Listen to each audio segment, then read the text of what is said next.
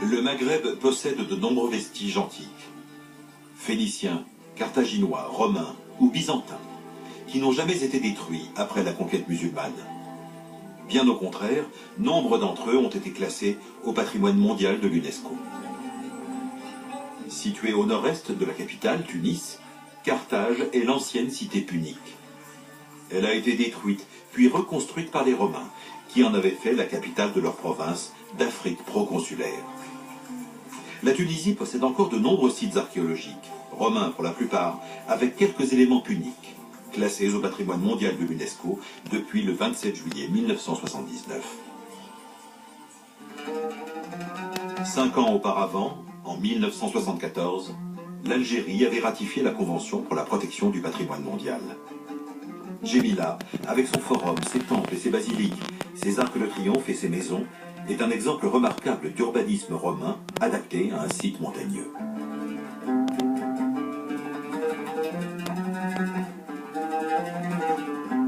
Sur le versant nord des Aurès, Timgad fut créé comme colonie militaire en l'an 100 après Jésus-Christ par l'empereur Trajan. Les Romains occupèrent également Tibaza, ancien comptoir punique, et en firent une base stratégique et maritime.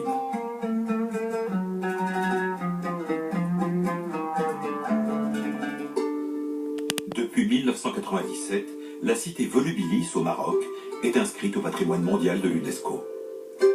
Elle a été fondée au IIIe siècle avant Jésus-Christ par les Romains, dans le but d'établir un quartier général afin de contrôler le nord de l'Afrique. Ces ruines romaines, qui s'étendent sur plusieurs kilomètres, sont parmi les mieux préservées de tout le Maroc. L'Arc de Triomphe, la basilique et le Capitole figurent parmi les principaux monuments de la cité.